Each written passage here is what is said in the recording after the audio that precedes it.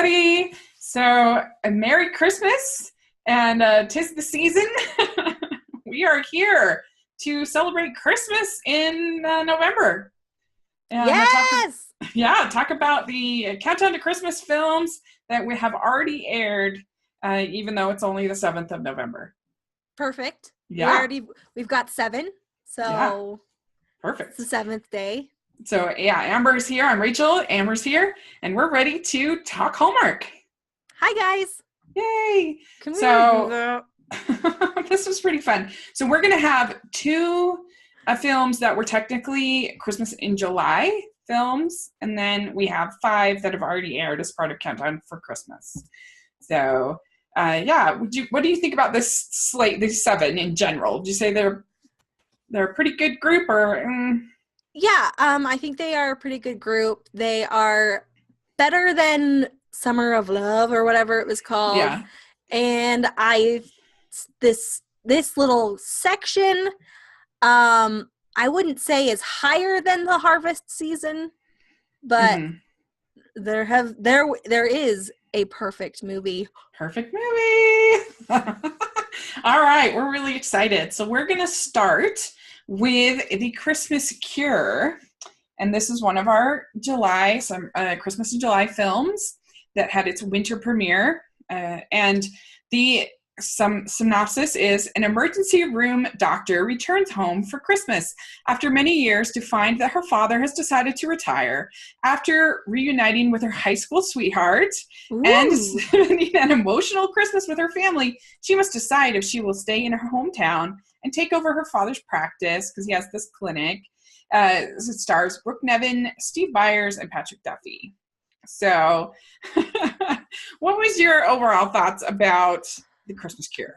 It was just fine for me, really, overall. I did love her little brother. Mm-hmm. I thought he was really funny. His name is Dale Wibley, and this is his 3rd Hallmark movie. So, proud of him. Practically a Hall-star. And he is a little baby Hall-star. And he was really funny. His storyline was fun and cute, and I liked their chemistry. I know you mentioned that you liked their chemistry as brother and sister. Yeah. I mean, but other than that, I was like, wah, wah, wah. Yeah, we have literally seen 25 movies this year that are about doctors or some kind of professional female going back to the hometown, finding the high school boyfriend, and learning to find herself and be happy. And this, she was a little bit like more happy with herself in the city life. Like, she wasn't some ice queen that was like coming back, which I always appreciate when there's a little bit of nuance to the working women that they show on these Hallmark movies, that they do that. She was still a nice person in the city, pretty much. But, it does follow all of your beats. I do agree with you that I think that the sibling dynamic was nice. The chemistry between her and her brother was fun, and I really thought that his romance, where he spoiled the ending of this book to this girl that he was trying to impress, was funny. So I enjoyed that. And his "you can't eat your apology cookies" is so funny. Yeah. But it was fine, and I know you're like, oh, the girl comes home from her professional job and marries her high school boyfriend. Like, that's the goal now. Like, I'm too old to, like, whatever, so I'm just waiting for, time to progress enough that I can come home. I have to leave home, but I had to, before I, can just marry a high school boyfriend, although I didn't have one, so. Yeah, I let down myself in my lack of high school boyfriends. I went to homecoming. Maybe that counts. Yeah, I guess my only chance is getting amnesia. Amnesia. No, we don't have any this time. No Falling for Vermont. But yeah, no, this was perfectly pleasant. In Christmas Cure, I would give 3 crowns to. I would also give it precisely 3 crowns. And I am going to be sharing my ranking for the whole year. I'm going to be telling you where it lies. I've seen 40 Hallmark movies so far this year. New, that's correct. And so I put The Christmas Cure at number 16 in my ranking. Because I have about 20 that are 3 stars. 3 crowns that are about the same, really. So it's sort of, so I put it in between The Good Witch Spellbound at 15 and Destination Wedding at 17. So. But now you're starting to see the logic in having this crazy 3.865 system because it really helps when you're ranking them. Yeah, that's probably true. How many crowns? You said 3.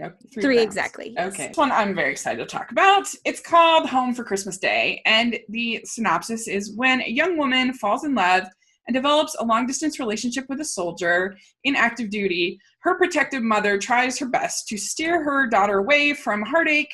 Little do they know they're about to learn important lessons of the heart and that taking chances can make this Christmas one they will cherish forever. And it stars Catherine Bell and Victor Webster. And then a girl named Maitreya Fedor as the daughter. And I was really impressed. Don't forget my main man, Anthony Konechny. Yes. As the soldier, Anthony Konechny. Yeah, I didn't know what to expect going into this. I watched it, and honestly, I finished, and I'm like, that's, for this kind of drama, in my opinion, this is as good as it gets. I just thought it was, I thought the script was so well done. I thought it was better than a lot of scripts that I've seen in feature films this year. What I really liked the most about it is I thought that instead of just having like these, where you have the mother as this like overbearing character who lectures her daughter and is shrill and obnoxious, and then you have the rebellious youth, that's that you so often see in these kinds of coming of age stories. I felt like these characters were actually like real characters with like personality, and I felt like the script between the two of them was very authentic and very real, and I felt like these two characters would have those conversations. And I don't know, I was just really, really impressed with the script.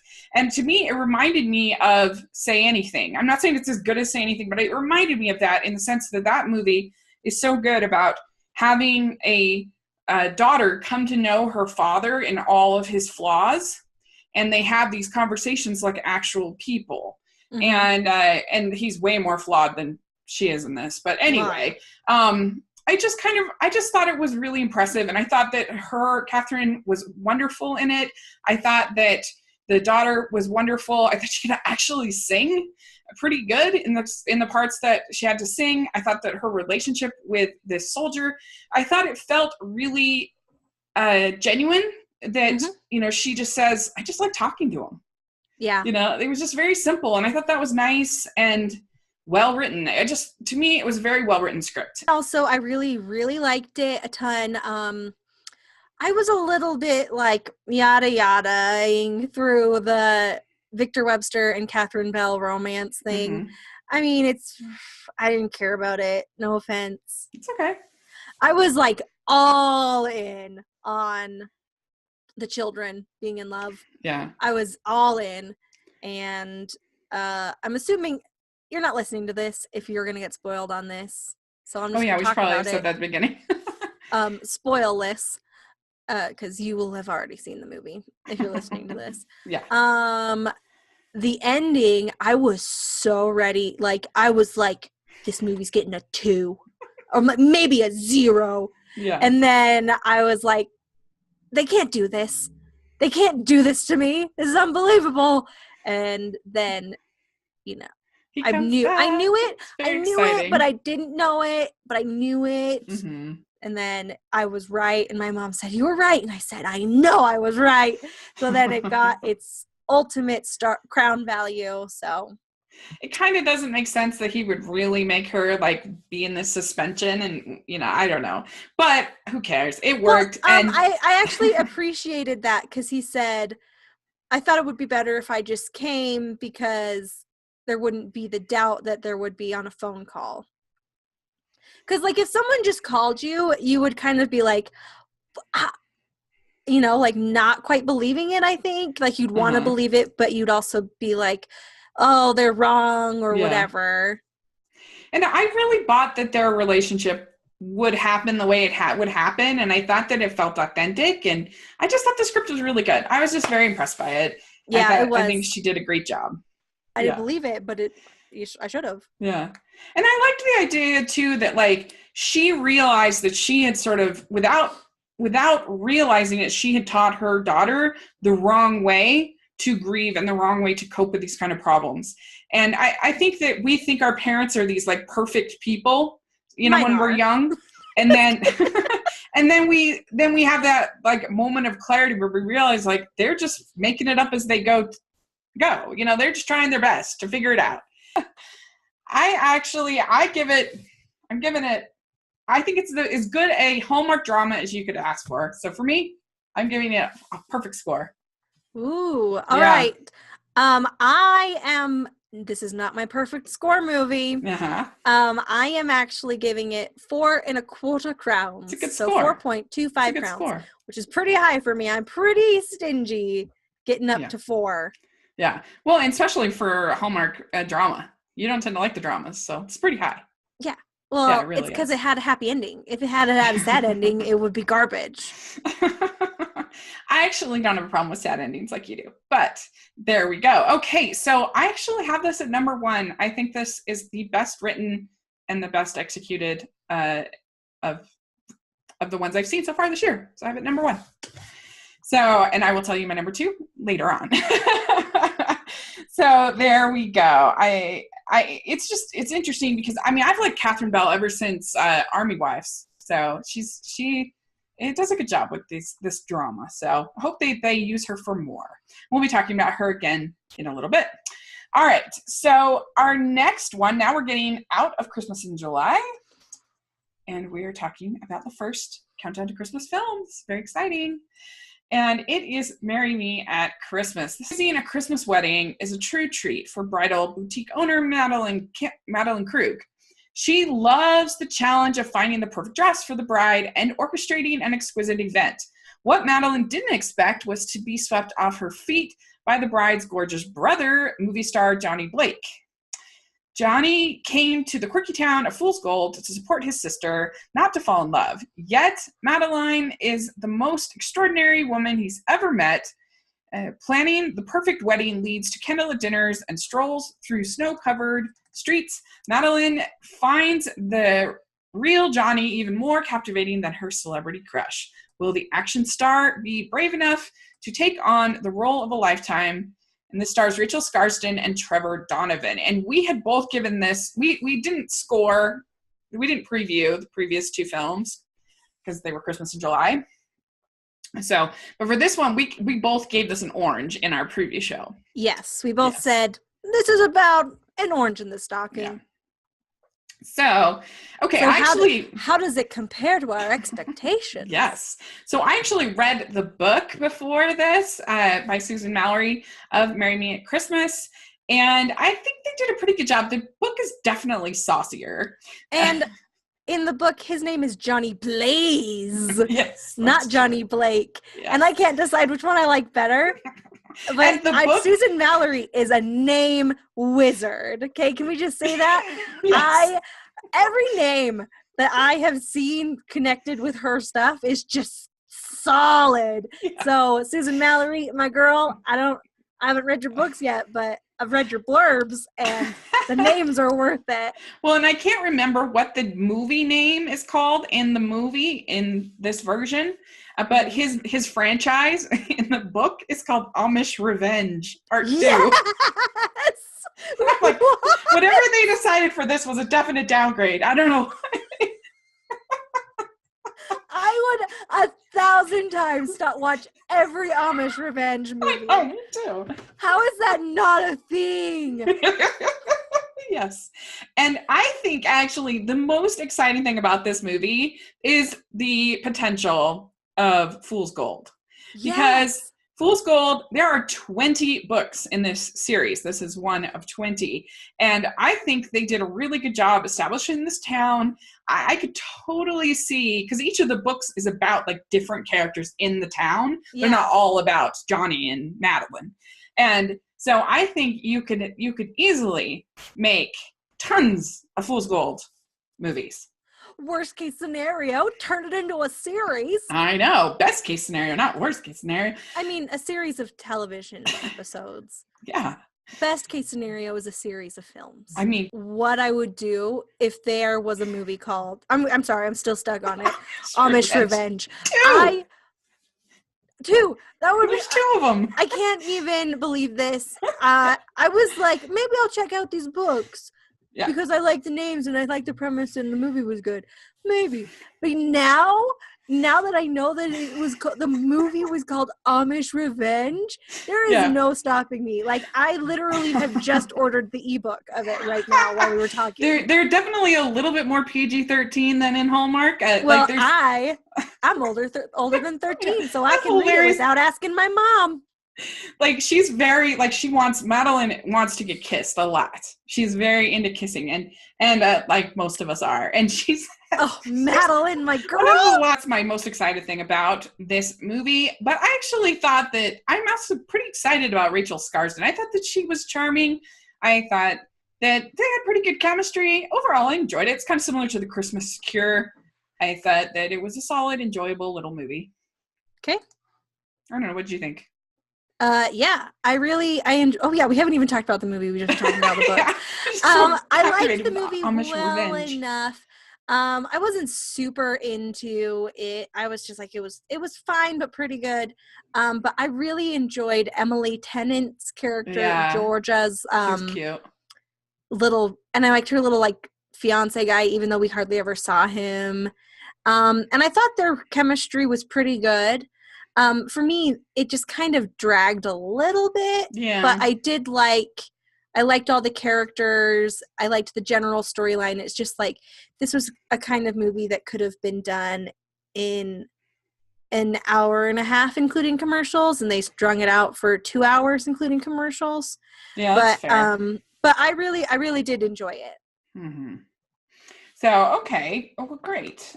So how many crowns did you give Merry Meet Christmas? I gave it 3.5 crowns. Oh, I gave it 3 crowns. Cool. I have it just a hair above The Christmas Cure. I have it at 14 in my ranking. I have it just under Lovelocks and just above The Good Witch Spellbound. Okay. So there you go. And that we had is the Christmas Festival of Ice. And this is those years of law school pay off for Emma, but not in ways one would expect. When she finds out that her beloved ice sculpting contest, part of her hometown's Christmas festival, has been canceled, she springs into action. Determined to keep it going, she enlists sponsors and artists. Nick, the town ace artisan, isn't interested in competing this year, but Emma wants him as her teammate. Considering what she managed to accomplish, Nick is impressed and signs on. They just might have a shot at winning this very special Christmas contest and a lot more. So this stars Taylor Cole and Damon Runyon. So Taylor Cole has been in tons of Hallmark movies, and I gave it a sock for this one, and you gave it a zesty sock. Yeah, and I'm going to say right now, there was a whole ton of zest in this sock. So much so that it probably would have been an orange. Yeah. Huh. Okay. Well, yeah, so Taylor Cole is not my favorite of the Hallmark actresses. I think she's probably a lovely human being. I saw her interviewed on The Home and Family. She seems super nice, but I don't know, just her movies just aren't my favorite. I was thinking about this and talking about this with my sister, and I'm pretty sure I totally am fine with her when she has brown hair. But in, like, Appetite for Love, when she has blonde hair, I was just like, no. Is that her in Appetite for Love? Yeah. Oh, I didn't even realize that. I don't like her. You're right. I don't like her with blonde hair. What did you think of The Art of Us? That one was so weird. It was a little boring pants, but that wasn't her fault. I felt like I'm just, like, not an artsy person. It was just so weird. The story of, like, Van Gogh's daughter and, like, I don't know. It was granddad, whatever. I don't know. It was strange. Son. But hey, they're trying new things. But so yeah, I don't know. Just actually, I think you might be right, because I do like Appetite for Love. But Andrew Walker's really good in it. I don't know. So okay, yeah, she's in The Art of Us, Christmas in Homestead, My Summer Prince, in there. Damon Runyon is in a bunch. Holy cow. Yeah. But I think in a lot of them, he's like a minor character or the naughty guy. But he is in One Starry Christmas where he's the cowboy guy. And you know how I love My Starry Christmas? A lot. Yeah. A lot. I love it. Right. Yeah, he was in two. He was in Valentine's and the Christmas one last year. Yeah, he's like legit. He's like, a Hall star. He's one of the sneaky Hall stars. He's in more than Taylor Cole. I'm telling you. Yeah. But that's because he was in Mistletoe Over Manhattan in 2011 as like an extra. I don't remember him in that movie at all. Okay. So he was my problem. As much as I give Taylor a hard time, she was sexually fine. She was fine in this. I just never, I had a hard time warming up to him. I felt like from the very beginning, he was a pretty selfish character. And I mean, just like not sharing his ice sculptures with the town, especially when like they're doing all this fundraising and I don't know, just like, I just had a hard time warming up to him as a character. And I didn't feel like they had great chemistry, if I'm honest. Yeah. Well, I'm going to say some things. Yeah, please. In defense of my movie. So I do think he was kind of a butt, and I didn't really understand why he was a butt. Yeah, right? But whatever. And then I loved the fact that they were filming this in like Arctic temperatures, because anytime there was a scene, you could always see people's breath. And I was just like, thank you for sacrificing to be in this cold weather for this movie. Thank you for your service.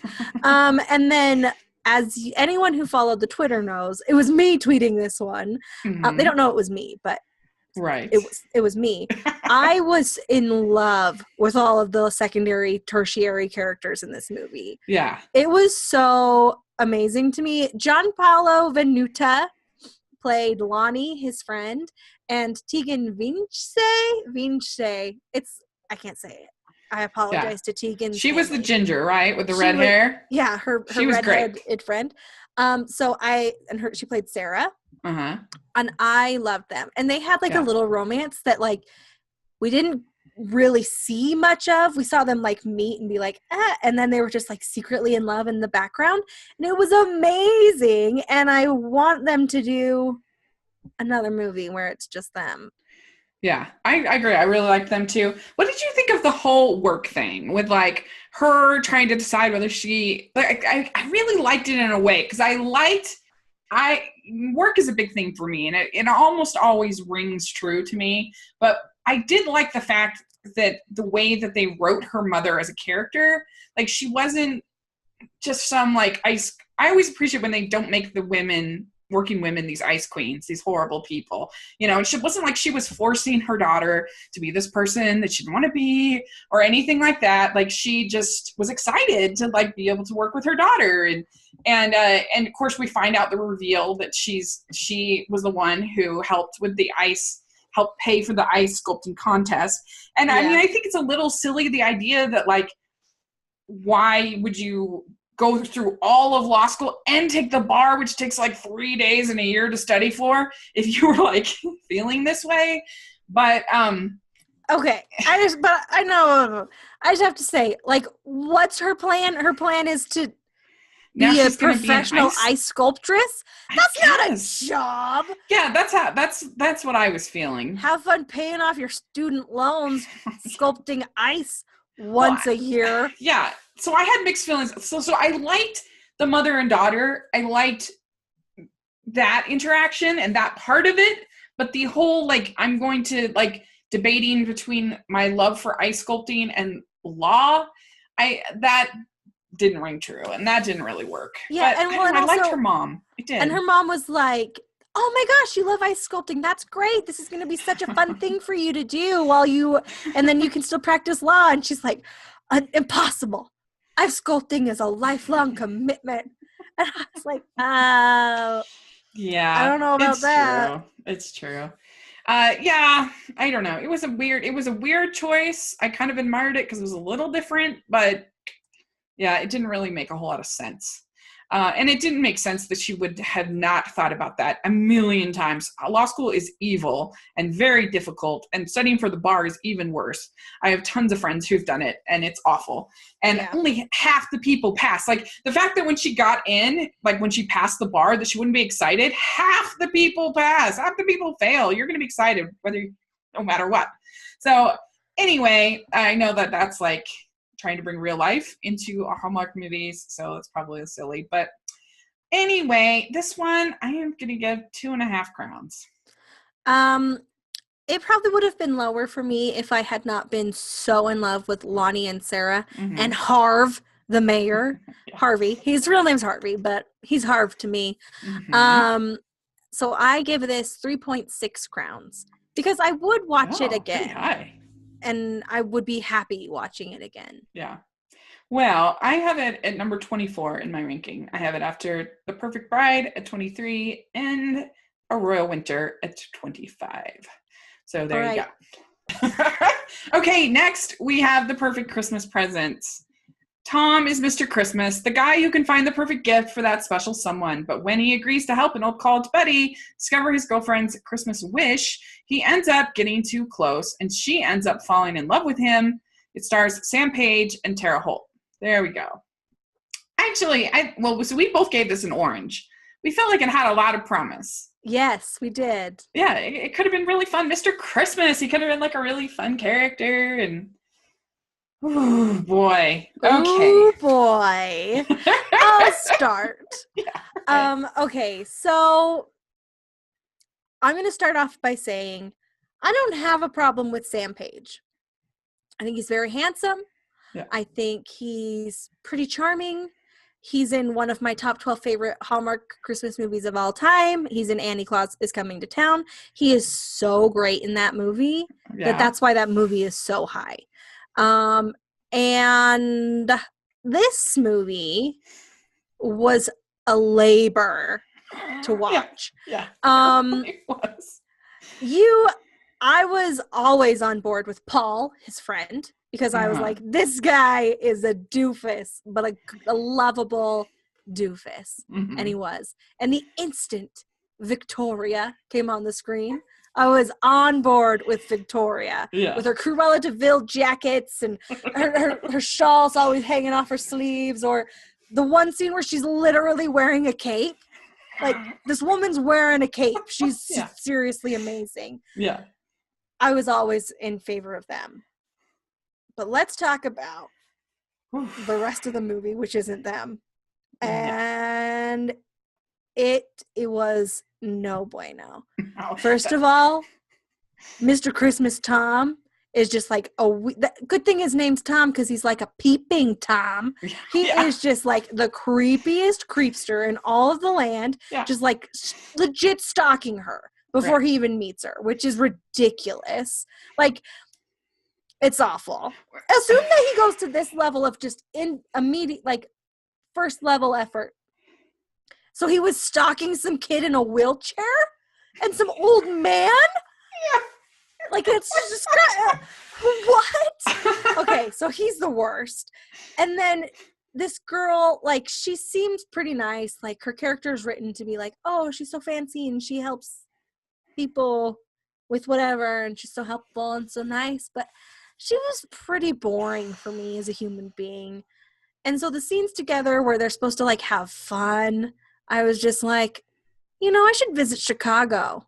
Is basically all I thought when they were falling in love and having their love scene. I was like, Chicago looks pretty cool. Anyway, I hated it. Yeah, okay. So this was filmed in Chicago. I'll give it that.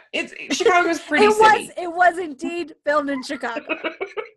And so, like, the montages in Chicago, I enjoyed looking at Chicago. It's a fun town, I'm sure.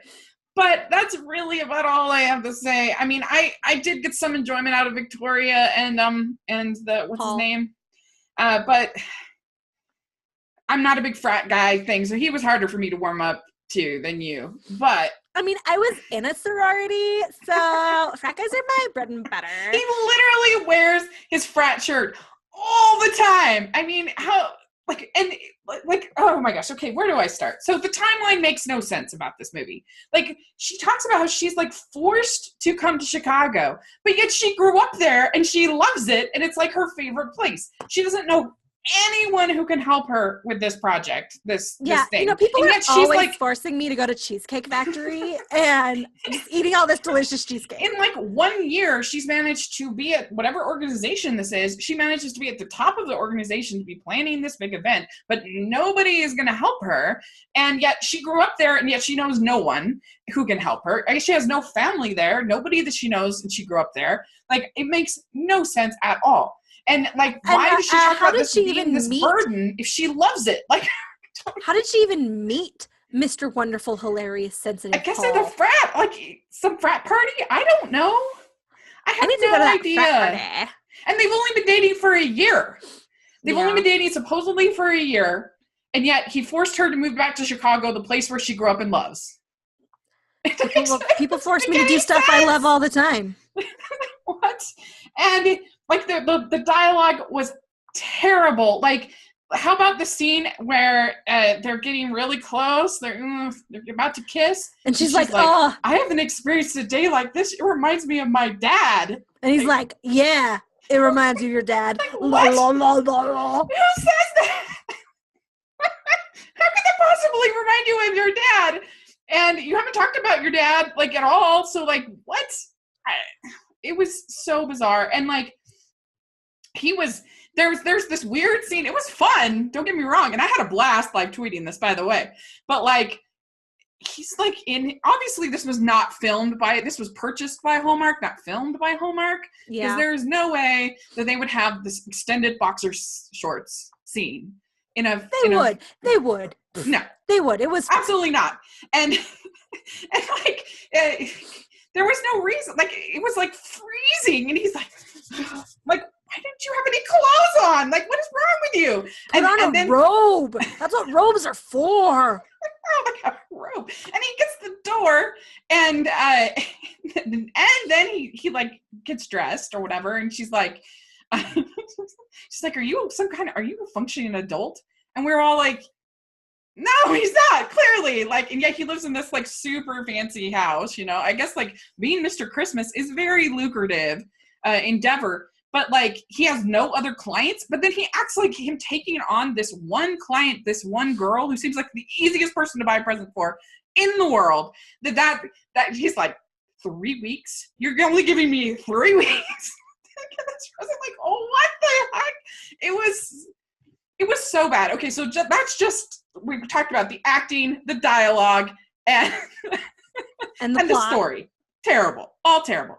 But then, hey, the acting was fine. You really think Paul and Victoria? Okay, the secondary acting was fine, but the main acting was not very good. Okay, but it was not well made, and I'm not expecting like Oscar level cinematography in these things. It was, the camera was shaking all the time, and it was very like, and like the way that the characters were in shots and like out of shots, and you'd have people like, it was so bad. I couldn't believe it. Like, that annoyed me to death about The Perfect Christmas Present was the fact that she had this convenient black friend who was there to Skype with her at all hours of the day about her love life. They didn't even have enough gumption to actually have a black friend on set. Like, they had to Skype one in. Yeah, this is Chicago. There's somebody there she can talk to. Right. It's like, I wish that I had my like sassy black friend to give me advice at all hours of the day. And well, I can Skype in, but I'm not the requisite ethnicity for best friend. I just thought it was, that drove me crazy. I'm like, Hallmark, you said you promised more diversity. This is not helping. Filming some bonus scenes with a Skyping friend doesn't count. Yes. Sorry, I had to. People who loved this movie were Page heads. And by that, like, people obsessed with Sam Page. Yeah. Or like me, Sam Gwyneth Neihart fans. Woohoo! I loved him, and I please hope Hallmark picks him up as a Hallmarky guy, because he would be so great in everything. let's just talk about how much I loved Paul. A lot, you guys. I loved Paul so much.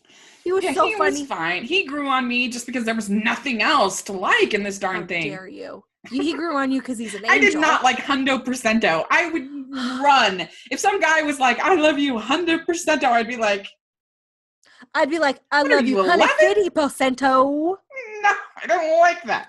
I would. I'd be like, at all. I did like Victoria right now. I did like her story though. That was hilarious. And like they tried to give some sentiment at the end with him finding her Victoria's story? Sorry. Whose story did you love? I love Victoria's story about the Chicago fire and the illicit yes. love affair.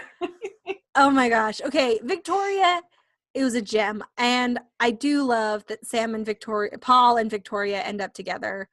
It made the movie worth it and made me not want to die. And it did bump up the Crown rating a little. Really? Yeah. But like, let's cut out Paul and Victoria from the movie. I would have died. Yeah. It was. Okay. Also, let's talk about his perfect present. They put that foam they use for snow in Hallmark movies inside of some like fancy old timey ballroom. I don't feel like that's acceptable behavior. No. And like her shoes are good. Everybody's shoes are going to be covered in that foam. And when there were no twinkle lights, it wasn't deserved. It wasn't earned. It just was lame. I just didn't like it. I didn't like the movie. But if you all liked it, more power to you. That's awesome. If you all liked it, fight us about it in the comments. But in the comment section, we both gave this an orange. We were excited. So excited. I give it 1 crown for Victoria and Paul, I guess. Yeah, for Victoria. And who? And who was it? Who was that other person you said? I can't. Mr. Hundo Percento does not. But Victoria, I did like. She was fun. He does deserve it. Remember, okay, I'm going back. Sorry. Remember when he got broken up with from the girl he was legitimately going to propose to? Yeah. And he was such a stand-up bro that he was like, let me help you. Let me just be here with my jingle bells or ratchet-chatting while you're trying to get my girl. Like, that is a bro. I'm not a bro kind of gal, I guess. I'm just not. Anyway. I don't know. So how many crowns? How many crowns you giving it? I'm giving this 2 crowns. 2.0. Right. I think that's respectable. I can live with that. But that's because I loved Paul and Victoria. Yeah. And then they get together at the end, and I was like, 2 crowns! If that hadn't happened, it would have been like 1.5 crowns for them by themselves. And then if they didn't exist, it would have been like 0 crowns. I give a crown to Chicago, and there you go. So half a crown to Chicago. So I actually have this ranked at, I've seen 40 Hallmark movies. I have this at number 40. Before my lowest was At Home in Midford, but that had Cameron Matheson, and it was at least competently shot. Yeah. Given ourselves 2 outs of, like, if we're just not digging to these movies, we get 2 outs of the season. This one, if I hadn't been live tweeting it, it would have been an out for sure. I would have used one of my movies. So I guess it's the advantage to live tweeting. I don't know. Let me just tell you, we gave ourselves 2 outs for the whole season. I will probably only use that if I'm dead. Because, I got nothing. Yeah. But I don't know. We'll see. Okay. So that one was a miss for me. That's for sure. So I hope nothing's worse than that. I hate to say it. We both watched Second Chance Christmas on the Up Network. Yeah. And that was a struggle. And it was maybe tied with this movie. Yeah. There was no Paul in that other movie, but the storyline was better. The storyline was better. I was going to say it was better made, but I don't know if it was better made. Hallmark, you're better than the Up Network. Characters were so unlikable in that. Ugh. Okay. Hallmark, you're better than the Ion Network. Hallmark, I really don't think you're better than Lifetime. I do not expect this Up Network, Ion Network nonsense. You better Better watch yourselves. I would bet money that they purchased this and that they didn't make it. I would bet money. Okay, so let's talk about Christmas in the Air. Lydia, a successful professional organizer, is constantly trying to grow her business, but even her ambition takes a backseat to love when she meets Robert, a frazzled widower with 2 young children. A toy inventor, Robert is asked to present his new Christmas toy line to a superstore. His challenge is he only has 12 days to get his life and his business in order. Talk about a Christmas rush. Lydia shows Robert that this task goes way deeper than messy junk drawers and encompasses every aspect of his life, while she's intent on helping him straighten out details he had long ignored. Robert teaches the button-up Lydia that messiness can be a delightful part of life, starring Catherine Bell and Eric Close. So I'll go first on this one. I did give it a diamond ring just because I really like Catherine Bell and I thought it sounded charming. And I feel like this was a really solid little film. I think the strengths of this movie are the leads. I think they had really good chemistry. And I like the fact that Hallmark is one of the only places you could see a movie like this about characters in their 40s that are like, again, I liked the way they wrote these professional people. They weren't like this, like she wasn't like some kind of shrill ice queen that I hate. That she was a competent, professional, happy for the most part person, and I liked that, and so was he. And I thought that the dialogue was really charming, and I thought that his kids were really good. And overall, I just thought it was enjoyable. I really thought it was cute, and I think the downside to this one for me is I do think that their characters were so likable and nice and great that I don't think they grew that much in the course of the movie. They didn't have that many, there wasn't that much conflict really for them to overcome. Everything kind of worked out great.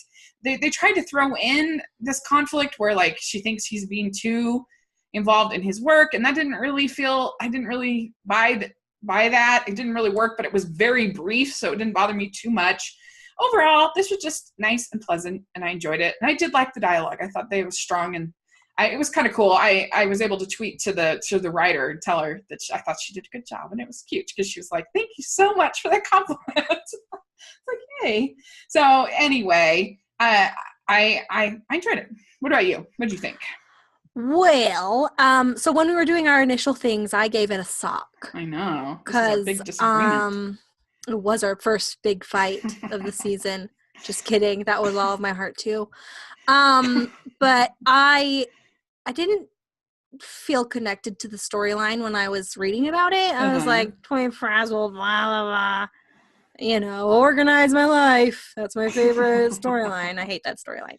Anyway, just generally, that's just my least favorite. This guy's fun and wacky, and then this lady's so buttoned up. Will they help each other be less wacky and less buttony? I'm over it. Right. It's my least favorite dynamic. I at least like when me and the Ice Queens. I'm not a fan of that. Yeah, and I'm fine. I'm less irritated if that dynamic's reversed, where the girl's kind of fun and wacky, and the guy's like, I'm buttoned up. That's less irritating to me. The other, but it's a little just the concept. Is a little bit too much for me. Okay? All right, I got it. So that's that. That's why it got a sock. Okay. And then I enjoyed it, watching it a lot more than I thought I would. Mm-hmm. So that was a good thing. I think like you said, the leads did a good job. I feel like the kids were fine. You loved the kids. I was like, yeah, I thought they were really good. I was really irritated by the thing that you had the problem with, where she was like, oh, he's working. And I'm like, he literally owns a small business with his brother, and they're working on it at his house. So, this is, pretty much family time. Well, and chill out. He had to get that, I'm sorry, but that meeting with that executive is more important than his daughter's play. There are times, I know that people in Hallmark movies like to pretend that this daughter's play is the most important thing, no matter what. But in this case, when you have the executive of a major toy company and you are a toy maker at your house, then you need to, that's the most important thing. And he wasn't even missing his daughter's play when she was mad at him. He was at home. I mean, gratefully, that was very short, though, at least. I mean, she just looked at him, she's like, oh, no, whatever his name was. And then it was kind of over. So that was, at least it was short. It made me grumpy pants. Very grumpy pants about it. Anyway, so, meh. Also, I like my fictional toys to be believable. Mm-hmm. And I know they like to put like, oh, everyone's going to want Santa's magic sleigh. And I'm like, no, kids are not going to want that. Just make it into like just make it into a flying car. Mm-hmm. And then kids would do it. But like, nobody's going to play with a Santa's sleigh year round. But the final toy was kind of cool. The TARDIS. I was like anti that too because I like my toys to be believable. That's not something that's physically possible. They can't physically make like a magic game that creates pieces. No. Well, that was weird. But no, I'm talking about the board game that worked like with the apps. That was kind of cool. That's fine. But they literally had a magician's TARDIS inside the box. And I'm like, yeah, sure, I'd buy that technology. Let's do that for my clothes in the closet. You're magic.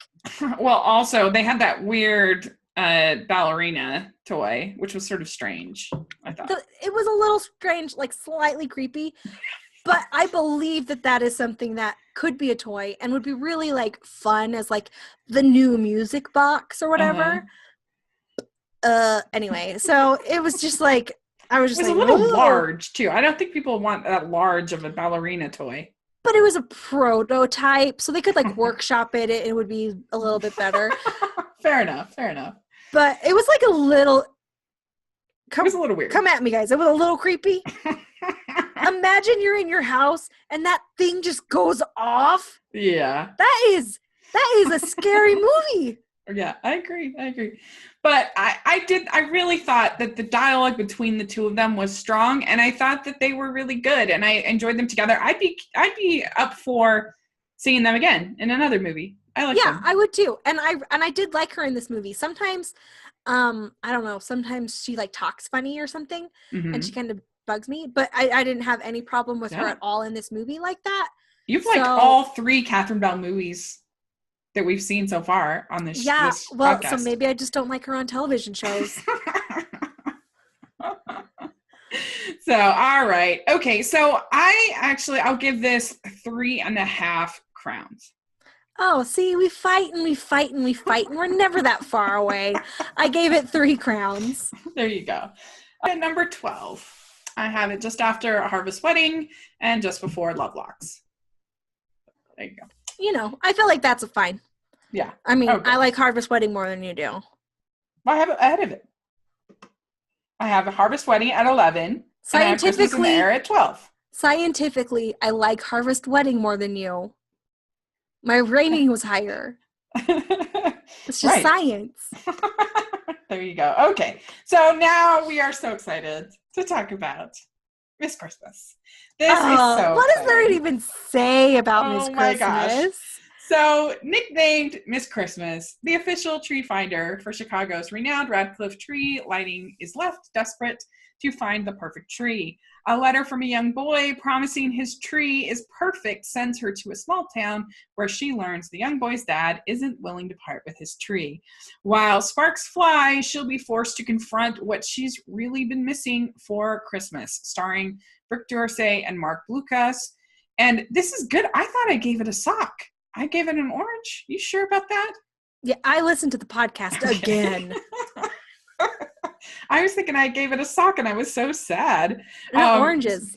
Yes, so we gave it oranges. Yay. So this movie, oh my gosh, it's so good. I loved this movie. I think if you don't like Miss Christmas, then like we just like different things in movies is what it comes down to. Because this movie just, first of all, she is just luminous and lovely and wonderful and perfect. It was like, cut down the tree, don't cut down the tree. I don't care about the tree.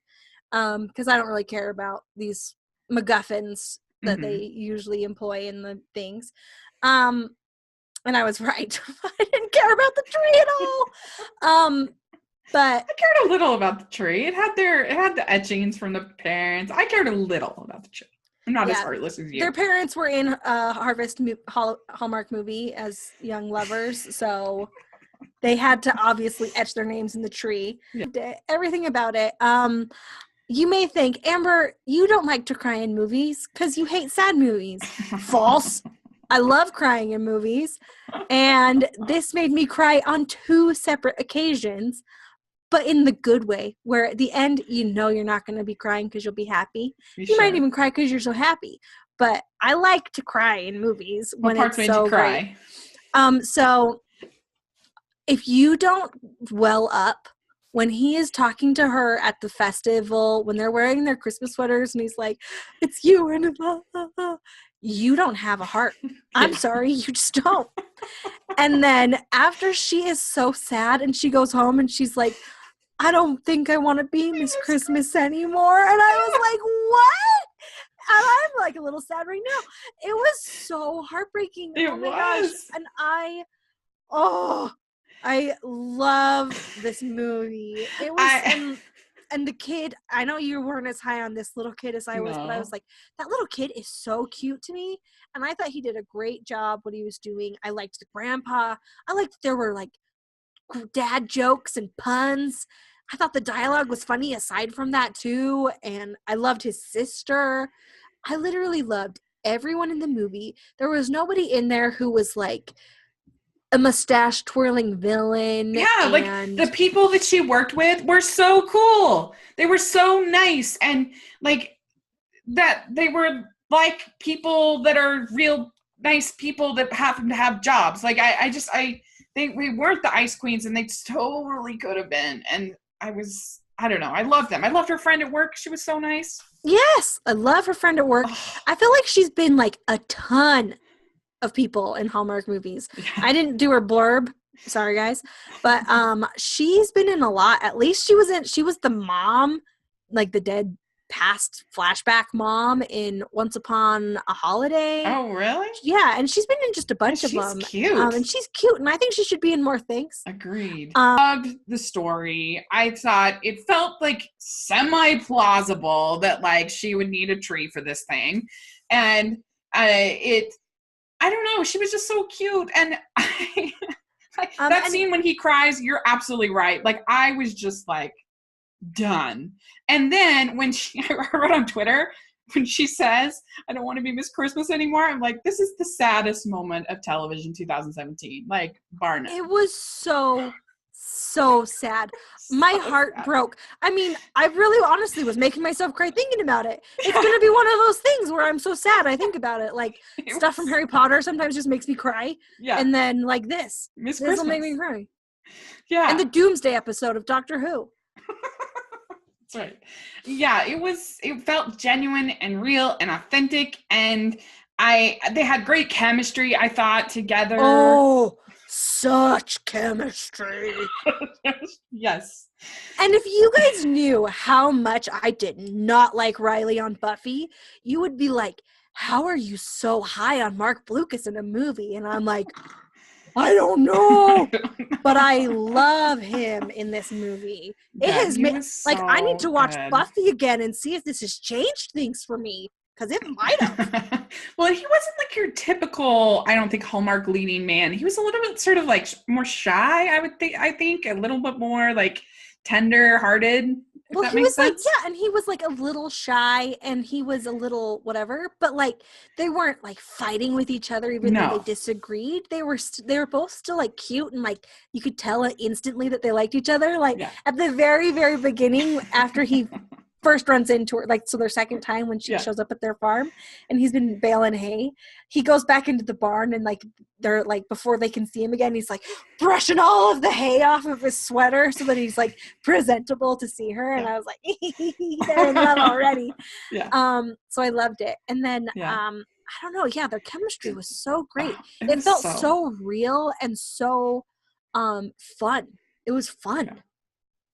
And then I do have to say also, people are, you know how people she's like, oh, it's not because of him that I want to move back to this town. It's this place. And I saw somebody on Twitter going like, yeah, sure, Jan, which was funny. Good job, person on Twitter.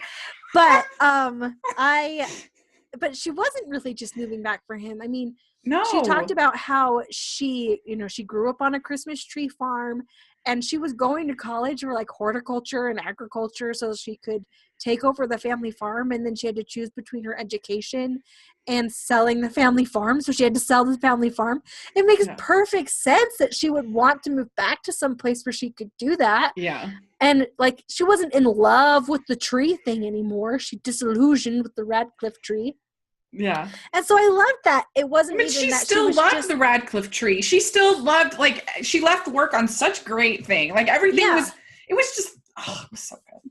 And she didn't love it anymore. It was just like, she found something to love more than but she wasn't leaving, like, I don't think that she necessarily found something better, because she gives the job to her friend and says, oh, you get to do it now and you'll do so great. Yeah. This is going to be such an important thing. Like, you wouldn't do that if you were like, oh, I'm finally free from this horrible thing. No, she didn't hate it, but she loved. She just found where she belongs. Yeah. She just found the new normal for her. And it was so cute that way. And it wasn't like the high school boyfriend. It wasn't like the career woman going to the small town. It wasn't really like that. This was a little bit of a wrinkle on that, where and not one person had amnesia. Not one person had amnesia.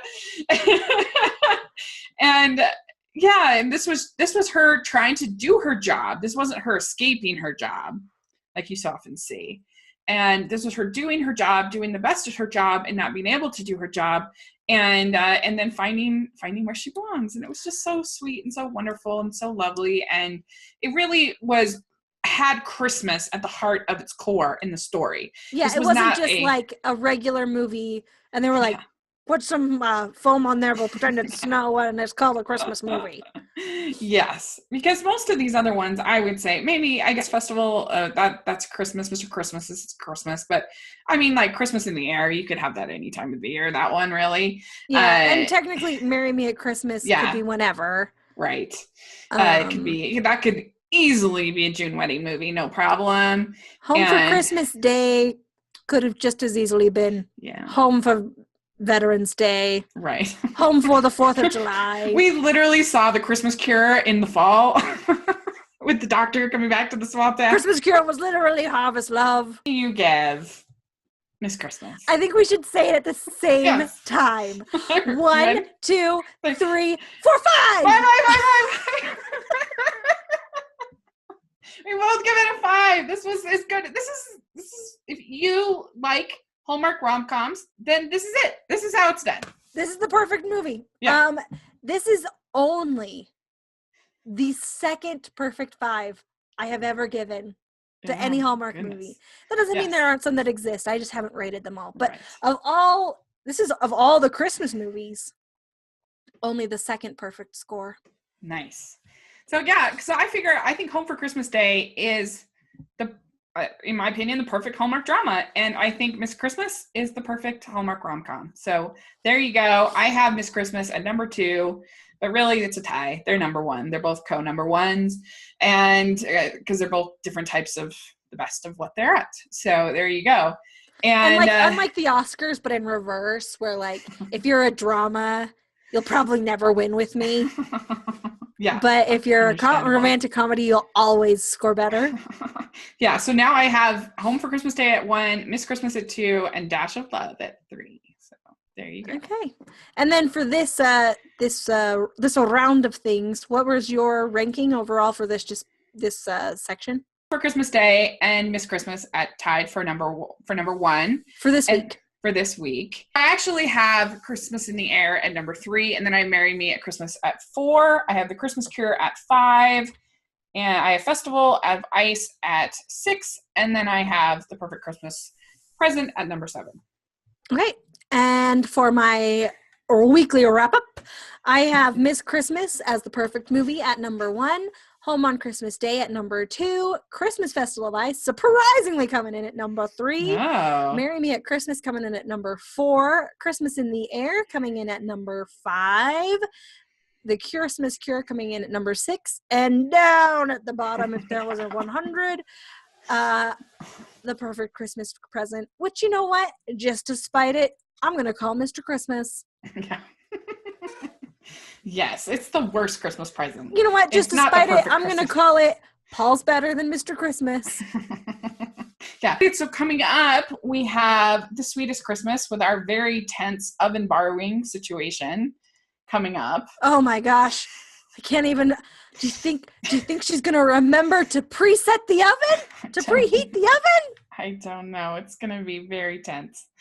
And then we have also Enchanted Christmas from Hallmark. And this is the Pennevegas. Are you excited? If you weren't excited for a Penavega movie, I, like Rachel, feel like we will never agree on anything. Right. Yes. So I am, of course, excited. The chemistry's going to be off the chart. It's going to be super cute. And it's a dance movie. Hello. Okay. So then we also have Engaging Father Christmas this weekend and Song for Christmas on Hallmark Movies and Mysteries. I think both those are going to be better than Perfect Christmas Present, at least. Both of them have to be better than a Perfect Christmas Present. Otherwise, I might call it on Hallmark Movies and Mysteries, you guys. No, you only get 2. You only get to skip 2.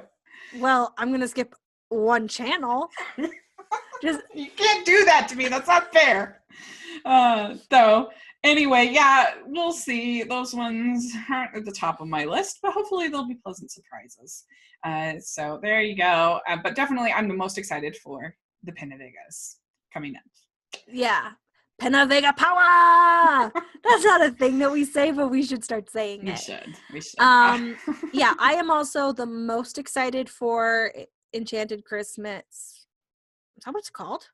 Enchanted Christmas. Yeah, that's what it's called.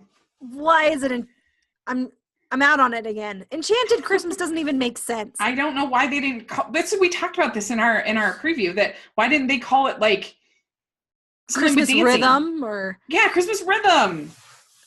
Or like a Latin Christmas, or like, they should have called it a Latin Christmas. And then all of the people who were like not into it, but they're like, yeah, Latina culture, they would be watching it. And then I would be like, Grandpa, how about a dance for Christmas? Well, they already have the Christmas dance. They already have that. Oh, they do? With which is McCollum? The hot Christmas from dance. I don't know. Pretty in Pink. Molly Ringwald? Blaine. Oh. Matthew. No. What's his name? Yeah, Enchanted Christmas is very vanilla. It's a lame title. I agree with you there. But all of these are lame titles. A Song for Christmas, The Sweetest Christmas, Engaging Father Christmas, and Enchanted Christmas. They're all pretty lame. Unless there's something literally enchanting, this is me doing a spell, then it's stupid. And, like, if there is a secret twist where there is Christmas magic in Enchanted Christmas, watch out, you guys, because the hype machine's going through the roof. But there's not. I think there might be dancing magic. Maybe the dancing is enchanted. I bet you know what I bet it is? I bet there's some competition called, like, the Enchanted Christmas Ball or Enchanted Christmas whatever. Well, then they should have called it the Enchanted Christmas Ball. Or the Enchanted Christmas Ballroom. Yeah, we need to get Susan Mallory involved. Nailed it. Yeah. Oh my gosh. Okay, Hallmark Channel. Put Susan Mallory on retainer just to come up with the titles for your movies. Yeah. We should come up with Amish Revenge too. Amish Revenge too. Start making an Amish Revenge series, guys. Yes. Never forget. Hashtag Amish Revenge. Okay, wait, before we go, let's talk about Sam Page. Okay. Sam Page is going to be in a second Christmas movie. Yes. Technically it's a Royal New Year's, so it's a New Year's movie, but it's in the Christmas season, technically. And I am furious about this. Yes. Not that I just this might have also colored some of my feelings about Mr. Christmas, because I was like, Sam Page, you're going to be in 2 of these? And you know who's not in any of them? Andrew Walker or Paul Campbell. That's right. And he was in Walking the Dog earlier this year, which wasn't very good either. I have that at number 33 on my ranking. So, listen to me, guys. Listen well, people of Mom, one fan that we have on YouTube, Malls. You guys need to start working with me. Hashtag Campbell for Winterfest. Yes. At Hallmark Channel, so that they know we will not stand for another season without Paul Campbell. I'm going to try to work on making t-shirts. We will be united. Yes. We will make a movement. So you guys, hashtag Campbell for Winterfest. Yes. 4 spelled out, F-O-R. You got 280 characters now. You got room. Yeah. Like, I'm again, sure Sam Page is a lovely person, but come on. He's already he'll have 3 movies. Paul Campbell will only have 1 this whole year. And that is just, that's wrong. not right. Unless you're saying, Paul Campbell's so great, only 1 movie will tide us over for the whole year, which is maybe true. But why do we want to live in a world like that when we could possibly have 6 Paul Campbell movies in a year? Because there's 6 Hallmark Channel seasons. Yeah. Yeah, like all of the major, like a lot of our favorites are not in movies this season. You don't have Cameron Matheson in anything. You don't have Andrew Walker in anything. You don't have... You're right, we don't have Cameron Matheson. What are they doing? If they are not working on a 3 Men and a Little Baby with Cameron Matheson, Andrew Walker, and Paul Campbell, oh my gosh, how epic would that be? Now I want that. I mean, that's the only way they can make it up to me. That's the only way. I can't believe that I didn't notice Cameron Matheson wasn't in it. Yeah, he gets at Home in Midford this year. That's it. You guys, rise up. Rise up. Tell them we won't stand for this. Yes, agreed. Yes, I'll come up with hashtags for Andrew Walker and Cameron Matheson, but right now, focus on Paul Campbell. Okay. Focus on Paul Campbell. So hashtag, we'll get it out there, and maybe we'll have to make a graphic or something like that for our Instagram. We can start a movement. But put in the comment section what you thought of each of these movies, what you think of the ones coming up, what number of crowns would you give them, and do you violently disagree with us, or do you agree? We want to hear either way. Also, I would like to hear what snubs we've missed. Who else hasn't made the Hallmark Christmas season? Yes. Very, very true. Very, very true. Is there a Kelly Martin movie? No Kelly Martin movie. You guys, what are they doing? But I loved her after the Perfect Christmas present. Like her. That was a great movie, wasn't it? And even she can't sell it. You know? She knew. She was like, this is garbage. Yeah. So no Kelly Martin. Yeah, a lot of our Hall stars nowhere to be found. So I'm very concerned. No Hillary Burton isn't in anything. Just a lot of... So there we go. You guys, I'm depressed now. Me too. It's worse than I thought.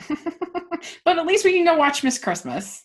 And that's true. I mean, they did give us Miss Christmas. Yes. So I'm back in. I'm back in on Hallmark Channel. All right. So we want to make sure that you follow us on Twitter. Like we said, we try to live tweet all of these if we can. So you want to make sure you're following us on Twitter because we are very witty and enjoyable. We at least take screen caps. We at least try. We try to be witty and enjoyable. If we're not witty and enjoyable, there's pictures. Yeah. So make sure you're following us. And then on Instagram, Hallmarkies Pod, and which we post daily on Instagram. So you definitely want to be in on that. And you can follow me at Smiling LDS Girl on social media. And you can subscribe to us on iTunes at Hallmarkies. And and so where can people find you? People can find me. I'm at Amber Brainwaves on Twitter. And that's about it. Awesome. All right. Well, thanks so much. And we will talk again next week. All right. Bye, guys. Bye.